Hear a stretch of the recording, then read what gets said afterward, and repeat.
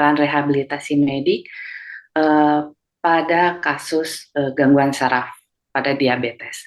Untuk mempersingkat waktu, saya mau langsung share screen. Oke, kita mulai. Judulnya agar lebih mudah diingat, saya singkat menjadi rehabilitasi pada neuropati diabetik. Secara definisi, diabetes mellitus sudah disampaikan, rasanya tidak perlu lagi saya bacakan berulang-ulang. Pada intinya, diabetes merupakan kondisi yang kronis, yang artinya sudah berlangsung lama. Bahkan biasanya sudah terjadi sebelum diagnosis ditegakkan, atau bahkan kadang sudah timbul komplikasi, pasien baru tahu kalau ternyata dia menderita diabetes.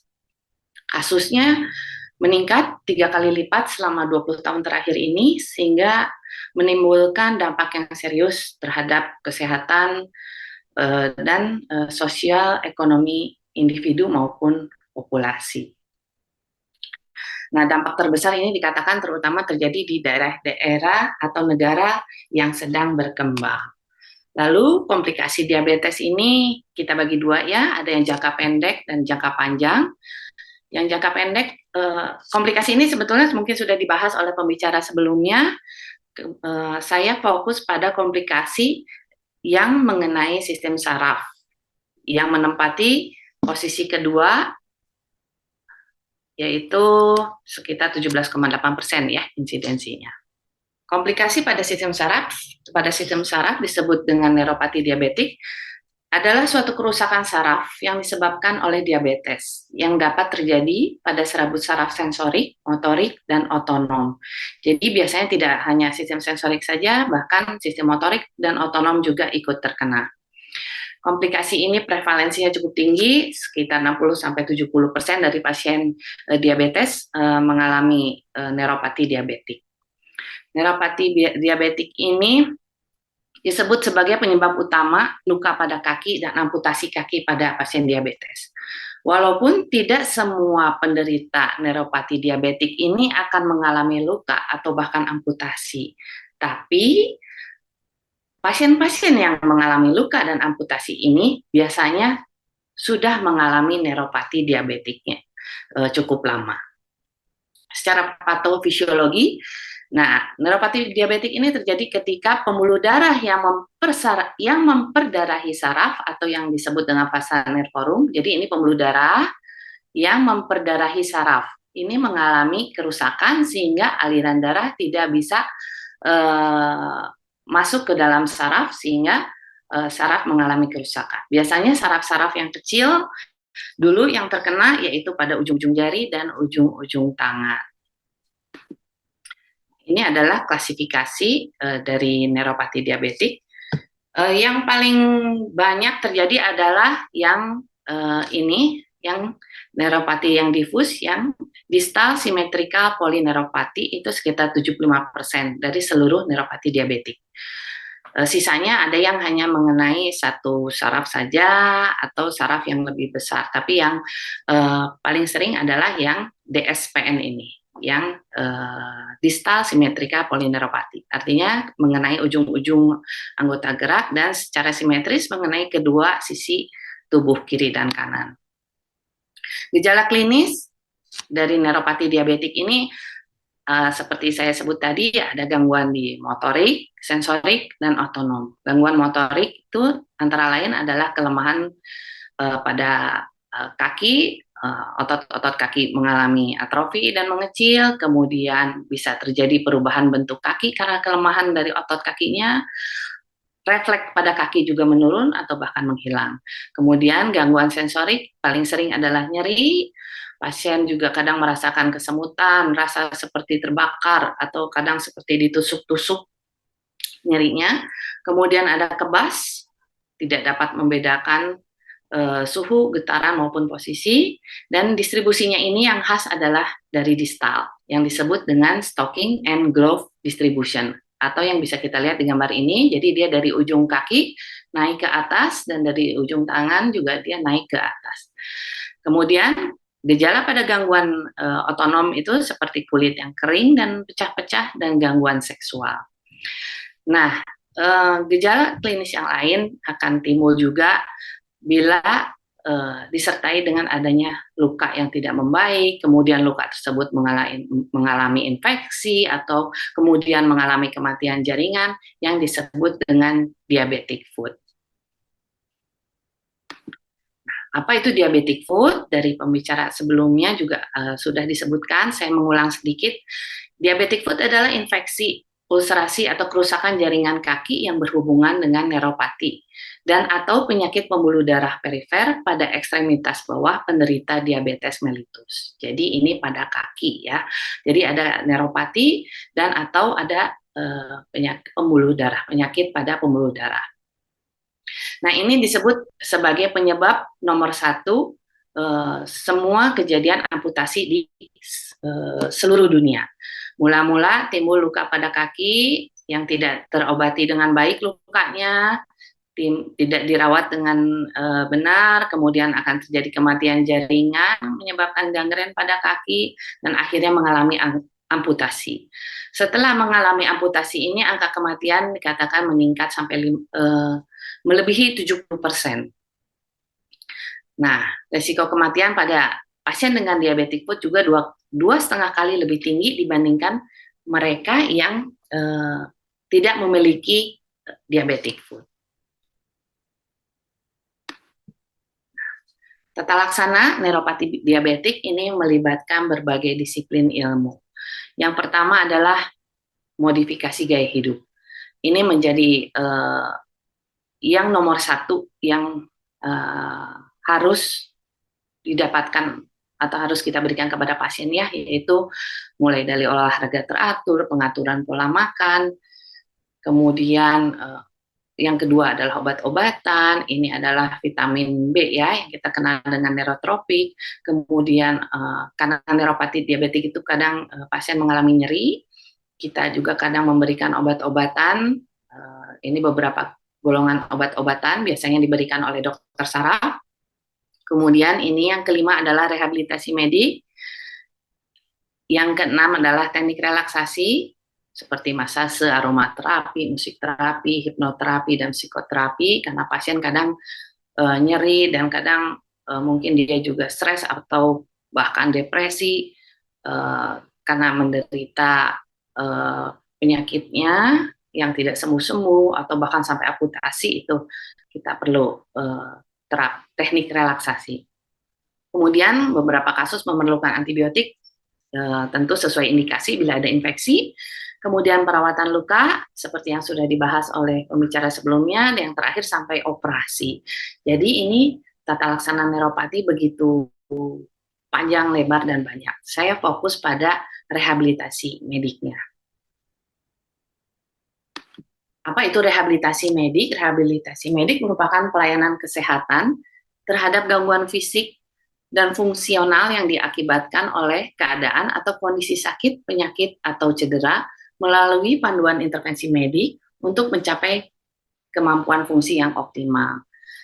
Rehabilitasi medik tidak hanya 1 atau 2 orang, kita merupakan suatu tim yang terdiri dari dokter spesialis rehabilitasi medik, ada fisioterapis, ada terapi wicara, ada terapi okupasi, psikolog, pekerja sosial medik, ortotik prostetik, dan perawat terlatih. Tidak semua pasien memang memerlukan semua semua bidang profesi ini. Ini beberapa pasien kita berikan sesuai kebutuhannya. Kita masuk ke program rehabilitasi. Program rehabilitasi pada neuropati diabetik ini ada 3 komponen yang utama, yaitu mulai dari latihan fisik, ada ortosis prostesis, dan terapi modalitas. Saya coba bahas satu persatu, mudah-mudahan waktunya cukup. Nah, sebelum masuk ke program rehabilitasi, edukasi menjadi poin utama. Ya, beberapa pembicara sebelumnya pasti sudah menyebutkan juga bahwa edukasi ini menjadi penting, terutama ketika seseorang telah mengalami neuropati diabetik, mengenai pemilihan sepatu, memeriksa bagian dalam sepatu secara berkala, mengenakan sepatu atau sendal, kaos kaki, selimut, olahraga, jaga pola makan dan gaya hidup, lalu menggunakan alas kaki yang sesuai. Ya, ini harus selalu. Kadang ini mungkin perlu di print ya. Jadi setiap pasien diabetes tuh jangan menunggu neuropat sudah terjadi, sebaiknya sih dari awal sudah tahu ya apa yang harus dilakukan. Kemudian hindari menggunakan sepatu yang terlalu ketat atau sepatu bekas. Kemudian obat-obatan yang untuk mengobati luka yang dijual bebas itu hati-hati juga. Kemudian tidak memakai alas kaki atau nyeker nih, hati-hati, ini kasus ini masih banyak pasien yang merasa kebas, dia berjalan nyeker menginjak batu atau kadang di jalanan aspal yang panas. Nah, ini kan bahaya sekali ya, ini beresiko kakinya mengalami luka bakar. Hindari juga menggunakan bantal pemanas atau botol air panas di kaki. Ini resiko juga bikin kakinya melepuh. Nanti ini menjadi luka baru lagi. Kemudian hindari duduk dengan kaki atau pegangan kaki yang disilangkan untuk waktu lama. Ini karena aliran darahnya yang terganggu. Hindari juga stop merokok. Kemudian mengenakan alas kaki yang tidak tepat. Edukasi ini menjadi yang utama. Kemudian saya masuk ke program rehabilitasi. Yang pertama itu adalah latihan fisik atau exercise. Seperti kita ketahui, latihan ini banyak manfaatnya. Antara lain adalah meningkatkan kebugaran, meningkatkan sensitivitas insulin, meningkatkan sirkulasi darah tepi dan sinyal saraf, mengurangi rasa nyeri, kontrol berat badan, dan dapat mengurangi stres. Jadi latihan fisik ini sebenarnya tidak hanya pada neuropati diabetik, tapi justru semua penderita diabetes ataupun yang bukan diabetes penting sekali untuk melakukan latihan fisik dan exercise secara teratur. Bedanya latihan fisik ini artinya secara terarah dan terukur biasanya latihannya ya. Namun ada syarat-syarat latihan yang perlu diperhatikan sebelum seseorang melakukan latihan. Pertama, Maaf dok, waktunya 10 menit lagi. Oh iya, siap. Pertama, konsultasikan dulu dengan dokter untuk program latihan yang sesuai. Tanda vital harus stabil, tidak sedang mengalami inflamasi akut atau menderita infeksi. Kemudian cek kadar glukosa darah 15 menit sebelum latihan, target amannya di 100 sampai 250. Kemudian jangan lupa juga cek kadar glukosa sebelum, saat, dan sesudah latihan, terutama pada pengguna insulin. Bila pengguna insulin sebaiknya injeksinya tuh cukup jauh jaraknya ya, atau paling cepat ini 60 sampai 90 menit sebelum latihan. Jangan lupa melakukan pemanasan dan menggunakan alas kaki yang sesuai.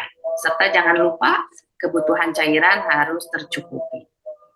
Nah, ini adalah jenis latihannya, ada latihan aerobik, latihan resistensi, latihan fleksibilitas, latihan keseimbangan, dan senam kaki diabetik. Saya coba lebih cepat. Ini adalah latihan aerobik. Prinsipnya ini latihan ini 3-7 hari per minggu. Minimal 30 menit per hari atau 150 menit per minggu. Pemilihan juga ini tergantung kondisi pasien ya. Bila ke pasien dengan neuropati atau luka pada kaki, mungkin tidak akan kita arahkan untuk olahraga renang atau yang menyebabkan luka atau bentuk kakinya semakin berat seperti lari atau lompat tali. Atau bahkan pasien dengan amputasi, mungkin tidak akan kita arahkan untuk lompat tali atau lari ya, tapi kita arahkan untuk mendayung atau bersepeda tangan. Jadi tangan yang lengan yang mengayuh sepedanya. Ya, jadi pemilihan olahraga aerobik ini disesuaikan dengan kondisi pasien. Kemudian yang kedua adalah latihan resistensi. Ini adalah latihan beban. Latihan menggunakan beban ini untuk menjaga massa otot agar otot tetap kuat, karena seperti saya sebut tadi bahwa pada penderita neuropati diabetik ini ada gangguan motorik sehingga otot-ototnya bisa menjadi lemah, dan ini yang harus kita berikan. Ini latihannya 2-3 kali per minggu. Kita mulai dengan yang ringan dulu biasanya. Kalau misalnya dia hanya kuat hanya latihan saja, misalnya kita beri 1 dulu, dan misalnya belum kuat sampai 10 kali, misalnya 8 kali dulu. Nah, karena yang penting ini adalah konsistensinya. Namun kita ingat juga bahwa latihan resistensi tidak dapat diberikan untuk penderita yang sudah mengalami retinopati diabetik. Yang ketiga adalah latihan fleksibilitas.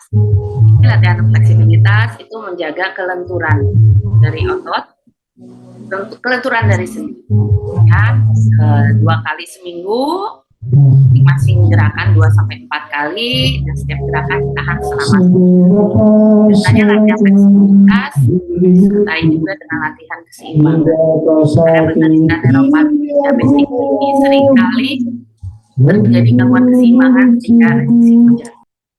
Karena adanya hilangnya rasa sensasi ketika dan hilangnya kekuatan otot sehingga mudah sekali jatuh. Macam-macamnya bisa dilihat di sini.